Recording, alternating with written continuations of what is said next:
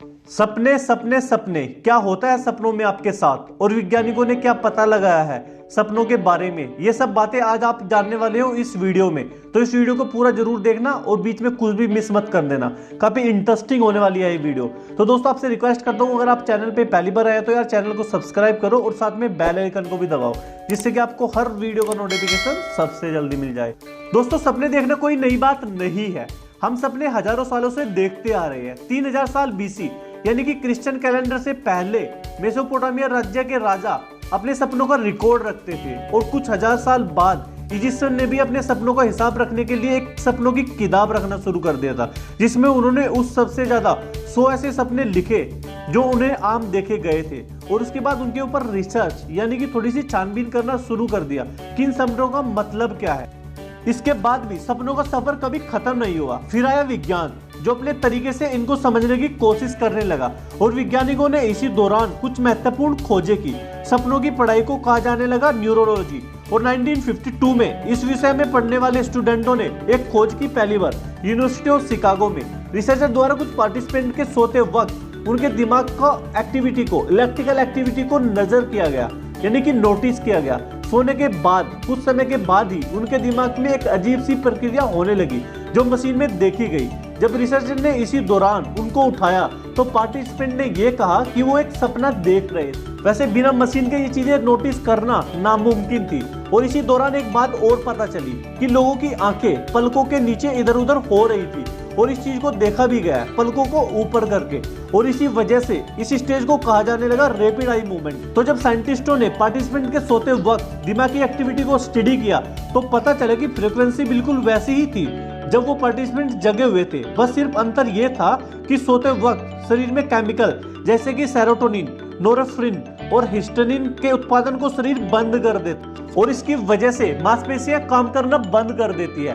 इसलिए हमारे सपनों में हम तरह तरह की चीजें करते हैं, जैसे खेलना, दौड़ना, उछलना, यहाँ तक कि उड़ने वाले सपने भी हम देखते हैं, लेकिन हम वास्तव में उसी जगह पर सोए रहते हैं। अब जिन लोगों का शरीर सोते वक्त केमिकल को ठीक तरीके से नहीं रोक पाता है, उनका शरीर वास्तव में उनके सपनों पर क्रिया करने लग जाता है। इसलिए कुछ लोग नींद में चलने और चिल्लाने लगते हैं। इन सपनों को कहते हैं ल्यूसिड ड्रीमिंग। अब ये सारी चीजें इंटरेस्टिंग जरूर है, पर क्या आपने कभी सोचा है कि सपनों का जो हम सपने देखते हैं उनकी कुछ हमारी लाइफ में इंपॉर्टेंस भी है, कुछ फायदा भी है, या खाली ऐसे ही आते हैं? चलो चलिए सीधा जानते हैं रिसर्चर से कि सपनों का महत्व क्या होता है और हमारा शरीर इनसे कैसे लाभ लेता है। चूहों पर एक स्टडी किया गया था जिसमें चूहों को एक ऐसी बकेट में रखा गया कि अगर सोते वक्त जैसे वो नींद की रैम स्टेट में जा सके और उनकी मांसपेशियां रिलैक्स हो सके तो वो नींद से नीचे गिरने लग जाएंगे और झटके से उठ जाएंगे, तो इसलिए वो नींद की रैम स्टेट में नहीं जा पाएंगे। कुछ दिनों तक उनको ऐसे ही रखने के बाद उनके मेमोरी टेस्ट लिए गए और यह पाया गया कि जो चूहे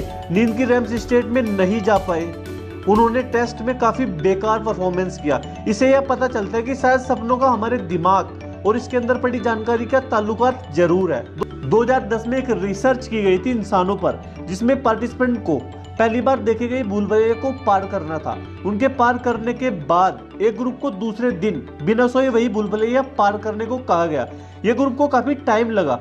दूसरी तरफ उस ग्रुप को भी पार करने को कहा गया जिनको सोने के लिए बोला गया था और इसी भूलभुलैया के सपने देखने के लिए भी कहा गया था। तो उस ग्रुप ने काफी जल्दी ही उस भूलभुलैया को पार कर लिया जो ग्रुप सोया था और जिसने सपने देखे। रिजल्ट काफी हैरान करने वाला था।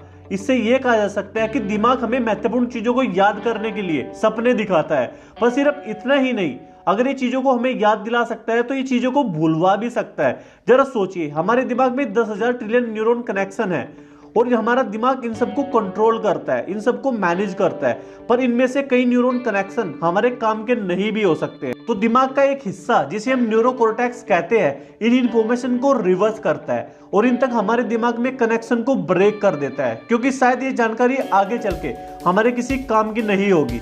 इसलिए कुछ समय के बाद हम पढ़ाई में मेमोराइज किए हुए क्वेश्चन और आंसर भूलने लगते हैं। इस थ्योरी को कहा गया है the theory of reverse learning, जो कि 1983 में बनाई गई थी, पर यह पूरी वजह नहीं है। एक बहुत ही महत्वपूर्ण रिसर्च में पाया गया कि अगर एक इंसान दिन में कोई नई और मुश्किल चीजें सीख रहा है तो रात में उसके दिमाग में इलेक्ट्रिक कनेक्शन, जो कि इलेक्ट्रिक एक्टिविटी होती है, वो बिल्कुल सेम होती है और उसको उस चीज के सपने भी आने लगते हैं। तो हम उनके दिमाग में इलेक्ट्रिकल एक्टिविटी को माप सकते हैं। पर जब यही लोग रात में सोने के लिए जाते हैं तो उनके दिमाग में कुछ विचित्र चीजें होने लगती है। मशीन लगाने पर वही फ्रिक्वेंसी देखने को मिलती है जो दिन के टाइम पे देखी गई थी, वही सेम चीज सीखने के लिए।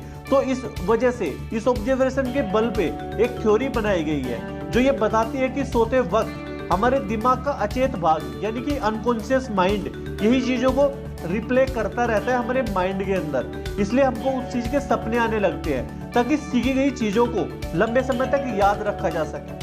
और जब ये होता है तो इसका हमको पता भी नहीं चलता है। हम अच्छे से सो रहे होते हैं, हम अपनी नींद में होते हैं, लेकिन ये एक्टिविटी ऑटोमेटिक होती रहती है। सोने से ठीक पहले हमारा कॉन्शियस माइंड पूरी तरह से सचेत नहीं होता है और इसलिए वो जो भी जानकारी इलेक्ट्रिकल फ्रिक्वेंसी के रूप में डिसाइड करता है वो अपने आप में पूरी नहीं होती है। तो इसी आधी अधूरी जानकारी को पूरा करने के लिए और इन्हें सचेत करने के लिए दिमाग एक ऐसी कहानी रचता है जिसे हम देखते हैं एक सपने के रूप में। अब ये जरूरी नहीं है कि इस कहानी का वास्तविकता या ब्रह्मांड के सिद्धांतों का पालन करना पड़े। ये अपने आप में ही अजीब होती है, क्योंकि याद रखिए हमारे दिमाग का सचेत भाग जानकारियों को प्रोसेस नहीं कर पा रहा है और इसलिए चीजों का सटीक मतलब होना असंभव है। तो इसलिए सपने एक तरह के परिणाम हैं किसी दूसरी महत्वपूर्ण जानकारी के जो हमारे अचेत मन द्वारा किए जा रहे हैं ताकि हमारे दिमाग का सही तरीके से विकास हो सके। तो इसलिए सपने एक तरह के परिणाम हैं किसी दूसरी महत्वपूर्ण जानकारी के जो हमारे अचेत मन द्वारा किए जा रहे हैं ताकि हमारे दिमाग का सही तरीके से विकास हो सके। दिमाग से महत्वपूर्ण जानकारियों पर ही फोकस करता है, वो उन्हीं पर ही अपनी ऊर्जा केंद्रित करता है जो उसको लगता है कि ये चीजें इंपॉर्टेंट है। तो इसलिए ये भी जरूरी है कि आप अपने गोल को लिखो, उसको बार बार पढ़ो, जिससे कि आपके कॉन्शियस और सबकॉन्शियस माइंड को ये लगेगा कि ये चीजें जो आप पढ़ रहे हो, ये अफर्मेशन या विजुअलाइजेशन जो आप कर रहे हो, ये आपके लिए इंपॉर्टेंट है। अगली बार अगर आपको कोई सपना दिखे तो डरने की कोई बात नहीं है यार, इसका भविष्य और वास्तविकता से कोई लेना देना नहीं है और बस सिर्फ यह बताता है कि आपके चेतन यानी कि कॉन्शियस माइंड ने अनकॉन्शियस होकर कुछ जानकारियों के टुकड़े इकट्ठे किए हैं आधे अधूरे, और फिर वो मनगढ़ंत कहानियां बनाने लगता है अपने आप ही और फिर वो सपने आपको दिखने लगते हैं। ये शायद इस चीजों का भी जवाब देता है कि हमारे सपने कई बार हमारी भावनाओं पर आधारित होते हैं। मतलब अगर आपको गुस्सा आ रहा है, आपका किसी के साथ झगड़ा हुआ है, आपके साथ कुछ बुरा हुआ है, तो आपको वो सपने में भी दिखने लग जाएगा। आपने देख सकते हैं ये सिर्फ दुख के बारे में नहीं है। अगर आप खुश हो, अगर आपके भाई या दोस्त की शादी है और आप शादी को लेकर काफी ज्यादा एक्साइटेड है, तो याद रखो उस शादी के सपने आपको पहले ही आने लग सकते हैं। तो ये भी एक फैक्ट है, जैसे आपकी फीलिंग रहेगी हो सकता है वो आपके सपने में आ जाए। तो दोस्तों यही थी आज की वीडियो अगर अच्छी लगी तो यार लाइक और शेयर करना मत भूलना। चैनल पे पहली बार आए तो यार चैनल को भी सब्सक्राइब करो यार, क्योंकि एंटरटेनमेंट प्लस नॉलेज दोनों चीजें आपको मिलने वाली है इसी चैनल पे। Thanks for watching my video.